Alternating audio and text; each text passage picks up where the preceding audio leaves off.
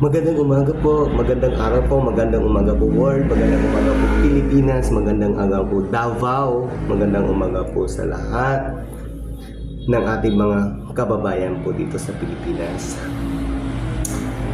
Actually, meron akong binura na YouTube channel po ng Super Makulit dahil natatamad na ako mag-shoot para i-upload ko sa aking video content para sa aking YouTube channel noon na Super Makulit dahil nakukulitan na rin ako sa sarili ko. Pero hindi ko na talaga kaya dahil ako isang mamamayan at isa rin akong loyalist ni President Duterte, ex-President Duterte nung nasa abroad pa ako. Ako nagkakandalay, ako maghanap ng mga butante, yung mga aking mga colleagues, yung aking mga kaibigan na Pilipino doon na para butusan lang namin si President Duterte before. Parang hindi ko na talaga matiis sa panunod ng aking mga co-vloggers, mga big vloggers sa mga social media na talagang noon mabait siya nung nasa posisyon siya. At wala kahit sino man nag-a-against sa kanya, kahit ang ating mahal na Pangulo PBBM, hindi siya nakialam. Gumawa lang siya ng kanyang magandang ginagawa para sa taong bayan. Hindi siya kahit kailanman, hindi siya nakialam sa posisyon ni Duterte at sa administrasyon ni Duterte. Pero sa ngayon nagkakandalaiti talaga ako. Hindi ko na talaga kayang makinig, hindi ko na talaga kayang panoorin ang mga ginagawa nitong ex-President Duterte. Una, ito po yun. Oo, magaling siya nung una pang mga campaign rally niya, yung mga galit daw sa puso niya, yung gagawin na daw niya pag mag-upo na sa posisyon as a president. Sa 6 na buwan, gagawin niya lahat ng mga droga na mawala na lahat. Ay, hindi naman umabot ng 6 na buwan, umabot pa ng 2 taon bago siya magmatay ng mga hindi naman totally drug users para magkaroon siya ng accomplishment sa bayan. Pero wala rin nangyari dahil hindi natuwa ang bayan dahil lahat ng mga innocent people noon ay pinapapatay niya dahil sa droga daw, drug user daw, base sa mga napanood ko sa social media sa TV news. Pero hindi ko na talaga kaya ngayon dahil noon loyal ako sa kanya pero hindi ko na gusto ng ginagawa niya ngayon. Mas since birth, mula nang umpisa akong bumuto dito sa Pilipinas, buhay pa yung aking mga magulang, dati na kami KBL. Siyempre Marcos kami. Nasa ibang bansa din ako noon.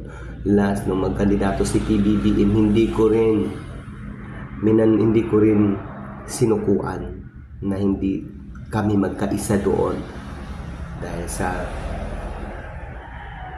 gusto namin mapanalo ang posisyon ni PBBM. Kahit sino ang nagsisira sa kanya, kahit sino mang tao, kahit sino man nagbibigay sa kanya ng mga walang kakwinta-kwintang mga nonsense hearsay. Kung daw ay magnanakaw, kung daw, wala dito ako, nandito taga Leyte po ako. Close to the place of birth ng ating Madam Imelda Romades Marcos. Kilala namin sila ang may pangalan dito sa Region 8 dito sa Leyte. Silang pangalan Romualdez, si Madam Imelda.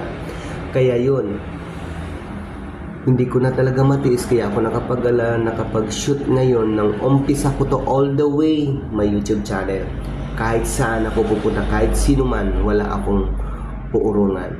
Ikaw, ex-President Duterte, wala ka naman talagang ginawa kung hindi puro mura lang. Nung nasa posisyon ka pa as a president, mura lang, putang, yun lang naman ang nagawa mo sa bayan kasi nananakot ka. Kaya ka nagsasalita in from your mouth, putang, professional ka, lawyer ka pa.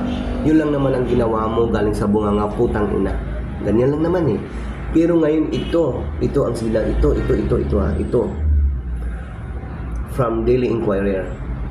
Ito yung mga sinasabi mo. Huwag mong takutin si PBBM. Huwag mong takutin taong bayan. Wala na kayo. Zero na kayo talaga. Sabihin nyo mayroon man nagkikip lang ng mga Pilipino dahil against kay PBBM. No. Dahil against sa iyo.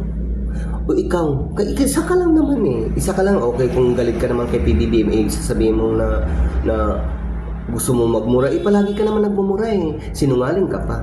Sinabi mo noon dati eh, nag-live ka na hindi daw si PBBM, wala ka si dati na drug poser, addict si PBBM. Alam mo, mindset, ano ka ba? May something? Ex-president. Ha? Gagawin ba itong sa social media, sasabihin mo na wag kang galitin ni PBBM dahil magmumura ka? Dati ka naman nagmumura eh. Nonsense naman ang pinagsasabi mo. Tapos sabihin mo, wala na kayo. Wala ka na sa posisyon. Wala na kahit ako. Zero kayo talaga. Kahit noon ikaw number 1 ko. Pero ngayon, subukan mo lang magkandidato, yung boto ko hindi ko bibigay sa iyo. Ibubuto ko na lang sa mga iba na hindi maingi at saka may utak kahit hindi professional, hindi attorney. Tandaan mo yan. Ang mga tao hindi na natutuwa sa inyo. Mula pa noon na presidente ka eh. Ex-president PRRD. Dahil wala kang ginawa kung hindi pananakot sa taong bayan. Wala ka naman nagawa din sa mga bigas-bigas na nag-lower ang price ng bigas. Ang gasolina din mataas eh. Pare-parehas lang naman eh. Tapos ngayon, against ka sa mga pamumuno ng PBBM, hindi mo alam na malapit na ginagawa niya ang lahat. Ang mga tangang taong bayan lang ang naniniwala sa iyo. Ang mga tanga, ang mga mukhang pera kasi binabayaran niyo. Nakakalaiti ako eh.